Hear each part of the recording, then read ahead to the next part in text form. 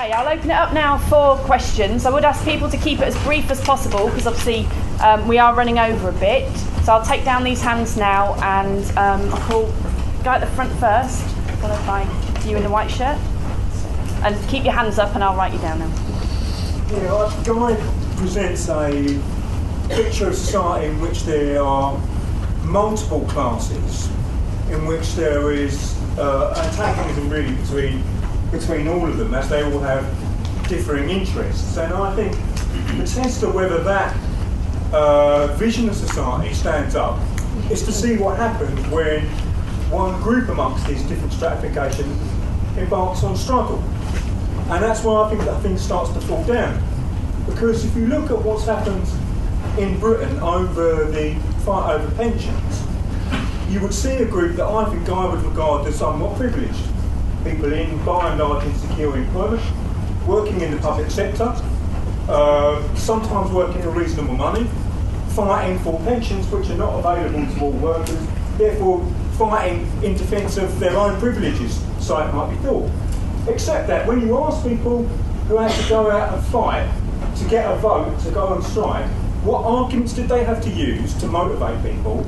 Was narrow self-interest the argument that really motivated people for the big yes votes? Far from it. People were very interested in the charts that told them how much more they were going to be paying and how much less they were going to be receiving. But the biggest motivating factor was the idea that you were going to be paying more so that the bankers could retire earlier, so that the bankers could have more. The biggest motivating arguments were that you were fighting for the public sector, that you were fighting for the ethos of the public sector against the threat of privatisation and the threat of dismemberment. And therefore, it's very interesting that rather than being narrow self-interest that motivated people to fight, but the idea that they were fighting for the future, for their children and grandchildren, for the future of society. That was why the strike was so successful and so large. But the other thing that I think is interesting, that I think calls into question Guy's analysis, is what effect does the strike have on the people who weren't directly involved in it? Was it the case that those people who did not have pensions and were not part of the public sector looked upon the millions of people who were on strike and thought, bastards, they're all out for themselves?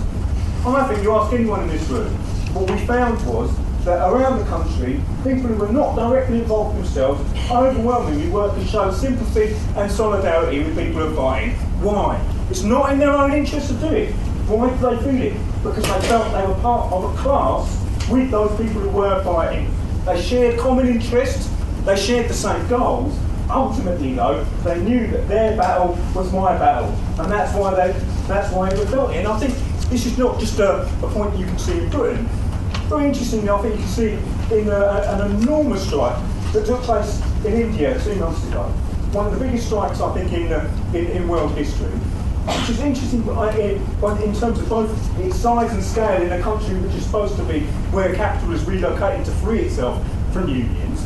But it's also interesting in the case that in where the strike was at its most successful, it drew in hundreds of thousands of unorganised workers, i.e. the people who are supposed to be most precarious, the people who are most likely to be on the fringes of working class organisation, can be drawn into working class organisation in the process of battle. If all these classes are antagonistic and see each other as competitors and enemies, how do we explain the drive towards unity that exists in every struggle?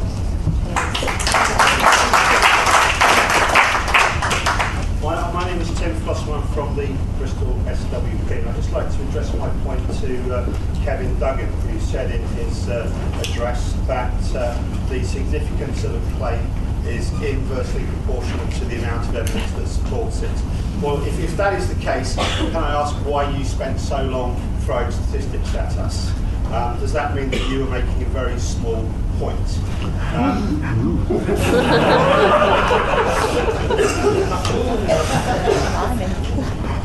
I'd also like to point out that the absence of evidence is not evidence of absence. And I'd also like to point out that you must realise that employers have got a very strong vested interest in suppressing any information that supports the way that workers are having their terms and conditions degraded. I think that it is true that workers do face deteriorating terms and conditions. The public pensions strike is one of them. I feel that workers also have decreased expectations of the satisfactions that they can draw from their jobs and the fairness that they can expect from their employers. They face increased demands from their employers. They face stricter work disciplines. Employers foster a lack of confidence and assertiveness amongst their workforce, and if they do find workers that are confident, then they will take steps to move against them. Employers are increasingly ready to use trade union busting tactics, and just because there is a lack of evidence, it does not mean that it's going on. As I said, powerful interests have a very strong vested interest in suppressing that evidence. Okay, we've got the woman here, and then the guy behind you. Right, Sheila McGowan. I suppose I'm part of the Solariat, and I suppose I'm possibly one of the highest paid people in the room, I suspect, because under the previous government they had to, I guess so, because I'm a head of department in a secondary school, and actually we got very big in London increases in pay about 10 years ago as a result of strike action that we took. And I say that as a practice, what I'm now going to say. You see, I briefly touched on it this morning. Since January, where there was a restructuring package introduced in our school, and it affected not just the teachers, it affected the support staff. And the support staff in schools are paid very, very low wages indeed, right? And the three things were an increase in teacher workloads, so increasing the hours that we teach, pay cuts for the support staff, and redundancies for both sectors. What is interesting about it is we got everybody to meet together, joint union meetings. We agreed, all of us, that we weren't going to accept any of it, and we agreed, all of us, that we were going to take strike action. What is interesting about the ballot, however, is that the ballot for strike action amongst people like me, the higher paid, was much higher than the ballot result amongst the lower paid. But because we had done it in a united fashion, and because of the local circumstances in terms of the left, in terms of local union organisation, we were able to strike together. And there's no question about it that it was the unity which meant that the low pay, that their ballot result under normal circumstances, the union would have allowed them to strike. They would have stopped it, being unison. But because we were united, they allowed the strike to go ahead. Right? And because of that, we have been able to win.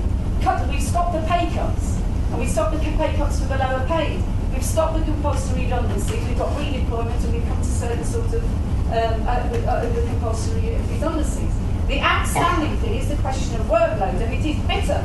It is incredibly bitter, the highest paid, if you like, inside the school. It's also true of the support staff. Our feeling, we do not feel privileged. Precisely the opposite has actually happened to us over the last number of years. We feel increasingly as if we're on a production line. We feel like production line workers because we are told what to teach, when to teach it. We're told when to input data, how to evaluate, and all the rest of it. We are just doing like this. It's actually like being on your year is now like being on a production line. In other words, I don't recognise this picture of the Solariat that you're talking about, and at the same time, it is taken against the backdrop of pension cuts, pay freezes, and all the negative effects of the benefit cuts, which actually affect people in all sorts of other ways. And the key thing I want to end up on is this. Through the collective action, the solidity now between the higher and the lower paid inside the school is actually massive. And that is exactly the argument we put in the 60s and 70s when we said that the better organised people inside the working class movement who fought to defend pay would open up the doors for the lower pay to go through. The hospital workers followed the miners, and they followed the car workers, and so did the teachers. And the teachers as well organised now as a result of actually following on the backs of the well-organised high-paid workers in the 60s and 70s.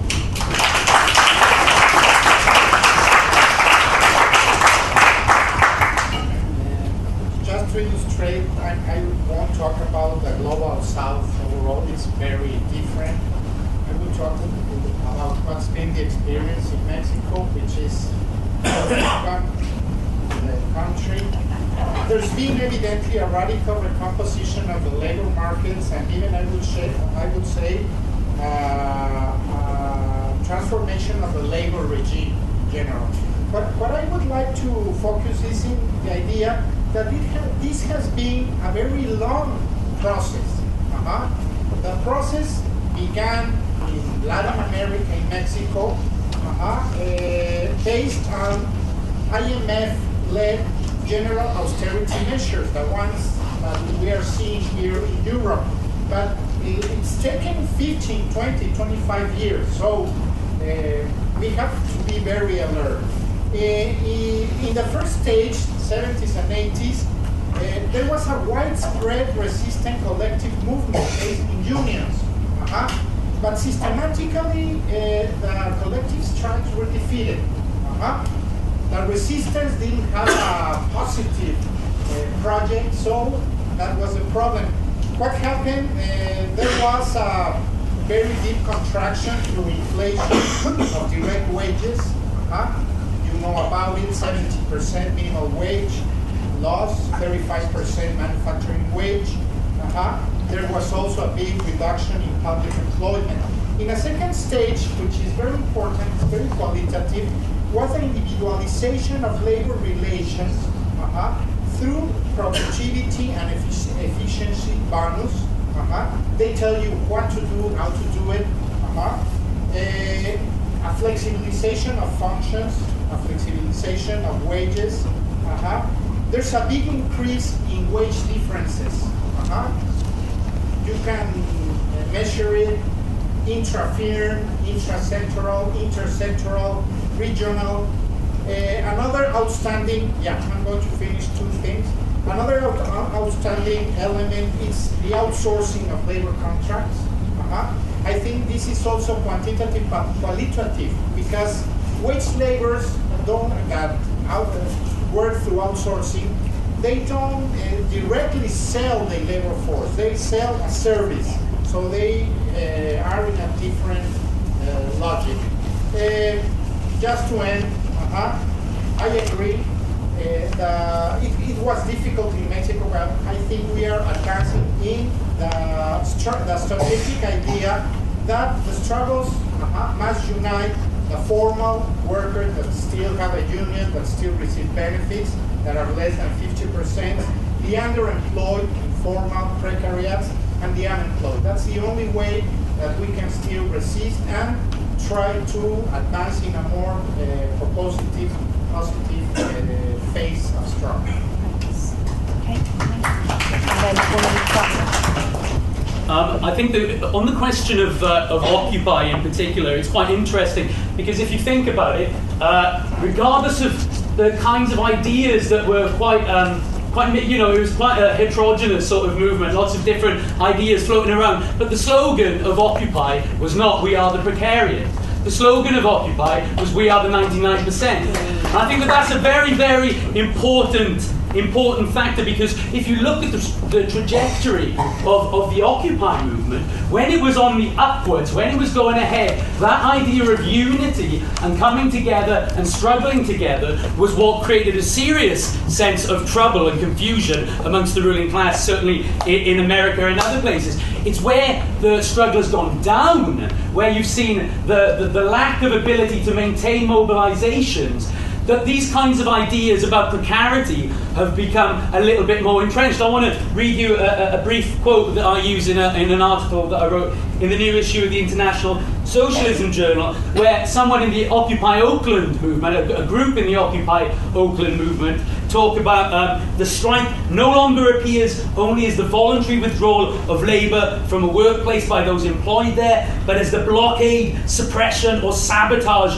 of that workplace by proletarians who are alien to it. I mean, you can see a logic in that is very similar to the kinds of disastrous logic that was at work in some of the ultra-left of the Italian movement in the late 1970s, a symptom of a defeat, whether ongoing or temporary, that leads to this idea that those workers we can't work with anymore. I think our argument surely has to be building on, for example, what Esme said about Geoffrey de Stecquois. What his argument isn't that all workers are the same, but that all workers, because of their role in society, have a material basis for solidarity that overcomes these kinds of differences. The final point I want to make Of course, none of these things are automatic, and things matter. What we do matters. What we do matters.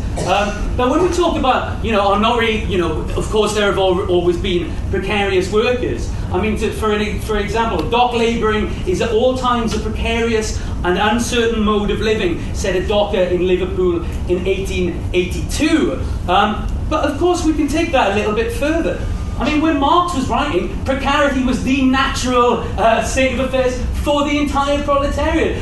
Why is it that it isn't that case now? It isn't because the salariat have been given things, that these things have been given away. It's been through hard-fought struggles of unionisation, of organisation over decades and decades and decades.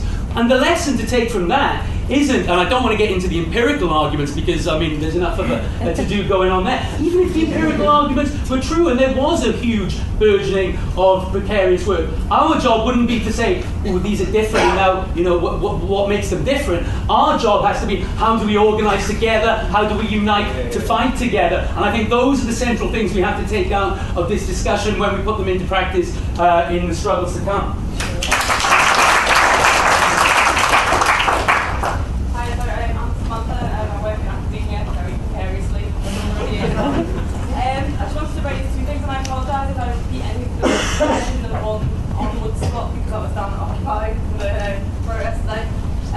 So I apologise if anything is repetitive. Just in terms of class, I want to just draw upon it would be in striving for sort of economic justice, one of the best expression of how it would be great to use Marx's definition to unite people in terms of class being in relation to the economy. However, there is just based on like the August riots, I've never known such a division between people and friends who I thought would have been sort of on my kind of page, not that who were completely brought in to this mindless criminality, even though they came from the same area as me, where we've been called mindless criminals, driving the trolley around, whatever you do when you're away. So that issue, and in this more broadly, there is a massive amount of pitching people against each other, and it kind of I'm Spartacus of oppression, as I call it, is really, really getting in the way, to who's most oppressed. And it reflects so much the deserving and undeserving war, so it's a real reflection of capitalism in that sense. But in the fight against that, one of the things I find really, really difficult is how, it's in obvious ways, but it's in very subtle ways, that this idea of the ruling class being legitimate, it occurs, and it's just sort of it's being thrown at you, all this imagery, everything from what not to eat, when the ruling class comes in and shows the working class person how to eat and how to dress and all the rest of it. So it's very, very subtle in that way, and it positions that legitimacy within the ruling class, and subsequently it kind of recruits a lot of the working class where it shouldn't. And sorry, the other point I wanted to make there quickly was regarding people using the saying stupidity, this idea of stupidity of the ruling class, and the class it's true, and also it's a bit of a flippant thing to say in terms of terminology, as it's dangerously taken away a kind of responsibility. And when I was sitting in the first session, I was looking out the window, and there was just a absolute barrage of stop and search going on, right? So I've written down stop and search, I've written down this idea of every time my phone goes into a new flat, it is a complete, panoptic idea, the kind of place that's code walked in, you'd be like, are you serious, right? Completely, it's like the stupid law, the so whatever thing they're going to flash out with the Olympics if anyone misbehaves. And in terms of that as evidence to show there is something very intentional about what's going on, because if they think, if the ruling class thinks their structure is going to work, why are they preparing for this increased militarisation? Sorry. Thank you. No, him first. Sorry, this guy first and then you. I find this a very interesting discussion. I've not read either of Kevin's book or Guy's, but I will. What I find really interesting is that up until about an hour ago, I had no idea that the idea of precarious work or precariat would be a concept which some people would take issue with. Almost like, oh no! If we identify precariat, that's replacing the working class. or it's some kind of attack on labour history or the trade unions or previous. No, it's not. That's not. I mean, I've no idea what Guy says in his book because I've not read it. But my understanding of precarious, of being in the precariat, I mean, it's certainly a phrase I've used for education purposes in recent weeks and months, and it goes down very well because a lot of people psychologically at least feel very unsafe in their work. Whether or not it's empirically true or not is another issue, but we're not. We have to question the psychology. People do feel scared, and I think saying precariat, not as a replacement for proletariat. I mean, so we don't offend anybody, we maybe say precarious proletariat or something. But the idea is this juxtaposition. People this knee-jerk reaction. The newfangled anarchist phrase or something, well, I imagine that's what probably a lot of people say. I don't see it that way at all. The lady there, not there anymore, Emily Hartman, what she was describing, I thought she was going to end up by saying, so that makes me part of the precariat. She said, oh, that makes me part of the cell area. I found that very, very, very bizarre. And the gentleman there, it seems to be juxtaposing this idea of public sector workers and precarious workers who apparently are not in the public sector for some reason, potentially loggerheads. Of course not. Of course there can be unity. Of course there is unity, potential unity amongst all workers, because all workers probably feel precarious on one level or another. So my main point here to sum up is I'm interested in the knee-jerk reaction against this phrase, which statistics notwithstanding, that's a separate argument, the empirical stuff, but psychologically, I'm very interested in how people react to a word which you think will be sent from God as a propaganda technique, at least what leads to how most people are actually feeling at the moment. I want to respond directly to that point because I think there are very good reasons why we should be sceptical of the use of the term precariat, because actually Guy's presented a very careful use of the term. The problem is what happens when these kind of quite abstract intellectual arguments seep into the canteen at work, to the lecture theatre, and to the workplace. And I think these kind of arguments can reinforce the notion that the working class is a sort of Goldilocks porridge class, in which it's either too hot or too cold and never just right to fight. It's either too bought off or too downtrodden to fight back. And in the case of Slavoj Žižek, as me talked about the article, it's both. You're either the salaried bourgeoisie who blend into management, or you're downtrodden, a slum dweller oppressed, and you can never fight back. These are arguments that can be purchased over groups of workers, and we should fight against anything that reinforces the notion. I also think factually it's complete nonsense. If you look at the figures, I mean, the latest figure I had for the number of people who are in temporary contracts and want to be on permanent contracts, or are part-time and want to be full-time, is about 1.9 million in Britain. Now that's a significant chunk of people. We should fight their cause and all the rest of it. But it's about 6% of the workforce in Britain. You'd think from the academic discourse it was 60 or 70% of the workforce in Britain. We have to understand the scale of this kind of problem. It's true that Guy says that the critical thing is control of the job. I want to know, when is this magical period in which workers have control of the job? There are constant battles over control of the jobs under capitalism. It varies enormously historically.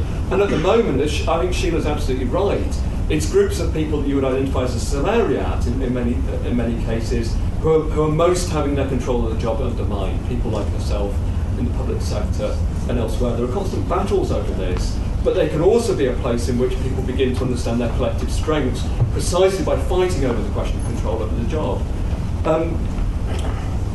So one final point, really, which is about, so two final points. One is about globalisation. I don't think it's useful to show that companies are employing more people abroad by looking at multinational capital. That seems to me a silly argument. Of course multinational companies are employing more people abroad, they're multinationals. Let's look at capitalism as a whole, and let's look at the patterns of investment by capitalism as a whole. Very, very last point is that when you talk about habituation of workers, it seems to me you're making the very mistake that Esme identifies. You're talking about workers' consciousness. Surely we have to go back to a structural power the possibilities raised by the position of the working class under capitalism. Of course, their confidence doesn't necessarily coincide with that, but surely one of the things that we have to do is de-habituate people to a sense of powerlessness, and I think the notion of precariat is an obstacle to doing that. I just want to make 2 points which might, in a way, be blindingly obvious to many people. But the first is that I think it's one thing to describe precarious forms of working. It's quite another to argue for the creation of a precariat on the one hand and a salariat on the other. In other words, precarious forms of working and the description of those are not troubling to the Marxist definition of class. In fact, Johnny alluded to the fact that, if you like, precariousness of work, precarious forms of working, are right at the heart of Marx's original description of what the working class is. The spectre of mass unemployment is something that was right there when the working class was created, and it was important in the creation of a class of people who were dispossessed, who had no other option other than to sell their labour to capital. So I think that's the first thing to say. My second simple point is that often when we talk about how work has changed, we talk about what's changed in the past 30 years under neoliberalism in the context of a whole series of defeats of the working class. That's perfectly reasonable. But there is a slight danger if our main point of comparison is the post-war period, and that we take the post-war period as sort of year zero, as kind of the standard model for what the working class looks like. It seems to me that, if anything, the post-war period was the most exceptional in terms of the history of capitalism, where you have relatively low levels of unemployment, where you have a long boom of capital, and you have rising living standards of the working class.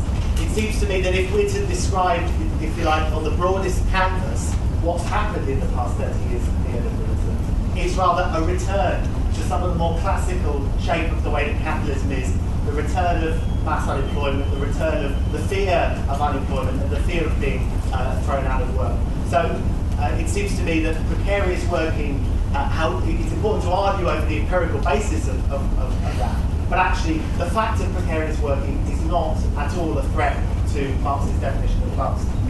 Cheers. The next speaker is Despina, and then Mark. But just before Despina speaks, just say this will be all we'll have time for in terms of the discussion, so thanks everyone, and then I'll bring back each of the speakers for 5 more minutes. Okay. I want to make a point about Greece.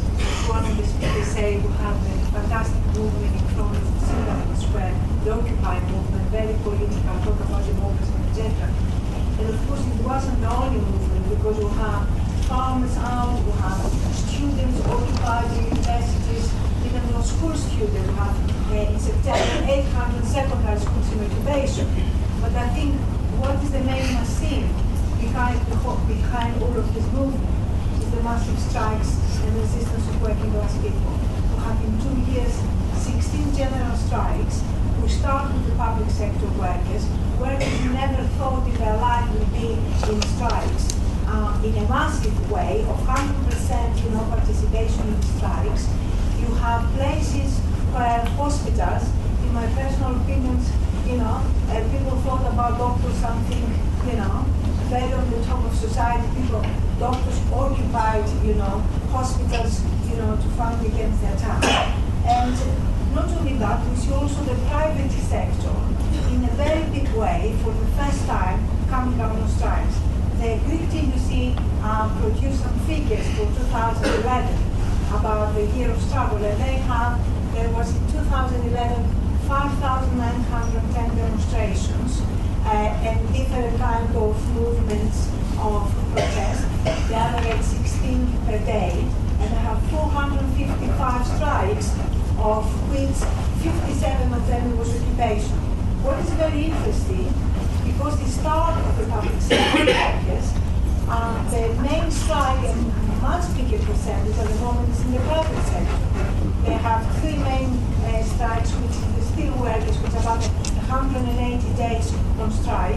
There is the newspaper, which is occupied by workers. For the first time, produce two occupied workers, and in the middle of the page say two within the bosses, and that there is no loan. And the third big private sector occupation is a private channel TV station, which is under occupation more than 70 years. And of course, in this picture, there's a lot of structure and occupation in a smaller place, like supermarkets and places like that. And not only that, I think is what is fascinating is the migrant workers, because that's what they call these workers. And what happened when the government trying to use them to stop a strike of 10 days in where the dustbin workers were. You know, they have their union, they are part of every general strike coming down their banners. And basically, they are translating their languages, wanting to break the strike. This is a struggle, our struggle, is these people have been touched, and the government could not use basically migrant workers. And I think one thing which is, I want to say for the whole day, is the vote to the left in Greece is not like some papers and academic studies, translate what's going on here. It's because there is a massive struggle of working class people, the public and private sector, and I hope we'll tarnish them in the election, but we'll continue to tarnish them on the streets.